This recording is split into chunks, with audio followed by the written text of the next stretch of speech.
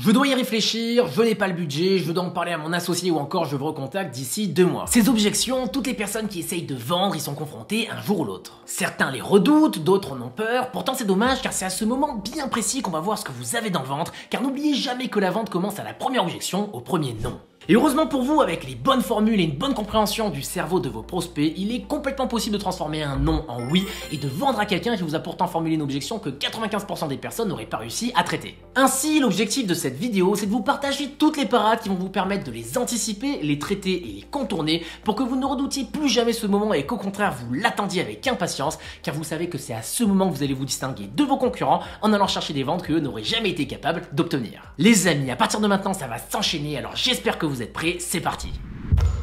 Premièrement, si jamais un client vous dit « je dois y réfléchir et je reviens vers vous », vous devez lui répondre « je comprends, mais y a-t-il un sujet que nous n'avons pas abordé durant l'appel qui justifie ce temps de réflexion ?» Jordan Belfort, le loup de Wall Street, qualifie la réponse « je dois réfléchir » comme une objection écran de fumée. C'est-à-dire que cette réponse cache une objection que le prospect n'ose pas vous formuler, comme par exemple « je ne suis pas sûr que votre produit est fait pour moi » ou alors « je ne suis pas sûr que vous êtes une personne de confiance ». Donc vous ne devez jamais accepter les objections écran de fumée, systématiquement creuser pour voir où est-ce que ça coince et ainsi comprendre comment rassurer votre prospect et augmenter vos chances de conclure la vente.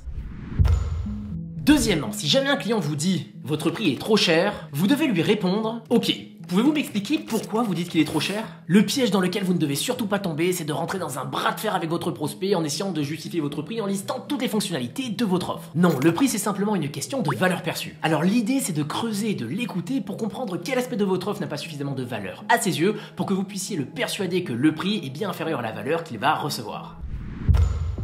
Troisièmement, si jamais un client vous dit « pourquoi je devrais vous choisir vous plutôt qu'un autre », vous ne devez surtout pas lui répondre « eh bien car nous sommes meilleurs que nos concurrents, nos tarifs sont plus attractifs et nous sommes très à l'écoute de nos clients ». Malheureusement, cette réponse est un réflexe typique d'un vendeur débutant. Vous vous sentez challengé et ainsi vous vous mettez sur la défensive en essayant d'avancer un maximum d'avantages concurrentiels. Non, dans cette situation, le bon vendeur va à l'inverse essayer de renverser la table en désarmant la personne en face. Ainsi, répondez plutôt à votre prospect « eh bien, pour l'instant je ne suis pas encore convaincu à 100% que vous devriez me choisir. Je dois encore vous poser des questions pour être sûr que nous sommes les meilleurs pour vous accompagner. » Là, le prospect ne s'attendait certainement pas à cette réaction car tous vos concurrents à qui il a parlé avant sont tous tombés dans le piège. Ainsi, non seulement vous allez paraître pour quelqu'un de bien plus honnête car vous montrez que vous êtes là pour sincèrement l'aider et non pas gagner une petite guéguerre entre concurrents, mais en plus vous reprenez le contrôle de l'appel car vous n'êtes plus celui qui répond aux questions mais celui qui les pose. Immédiatement, vous allez faire baisser la pression autour de la vente et vous serez dans une position bien plus confortable pour la conclure.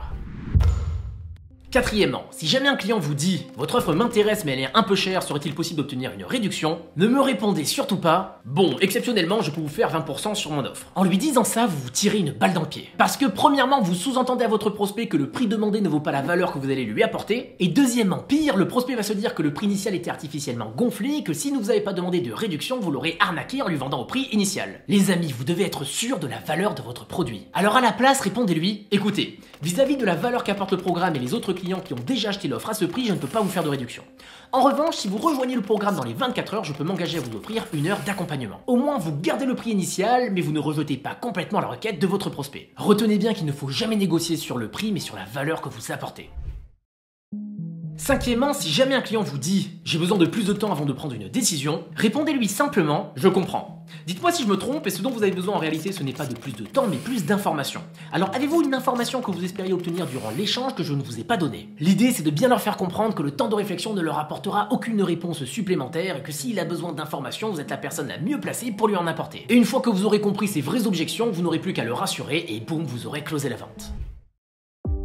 Et enfin, sixièmement, si jamais un client vous dit « avant de prendre une décision, je dois en parler à quelqu'un », vous devez lui répondre « ok, je comprends ». Et qu'est-ce qui se passera si jamais cette personne vous déconseille d'acheter? J'aime bien cette question car elle débloque la situation. Si votre prospect vous dit « oh, même s'il me déconseille, je pense que j'achèterai quand même », alors boum, vous terminez de closer la vente. Mais s'il vous dit « eh bien, je pense que je n'achèterai pas », répondez-lui « ok ».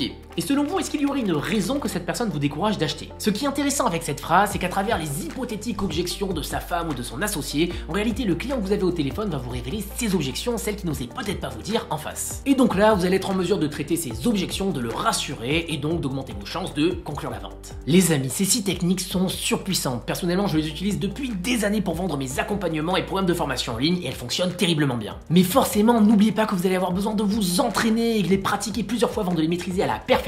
Alors foncez dès maintenant vous entraîner et vendez-moi vos offres. Si vous voulez d'autres vidéos de ce style, n'oubliez pas de me le dire dans les commentaires et moi je vous retrouve pour une prochaine vidéo. À très vite.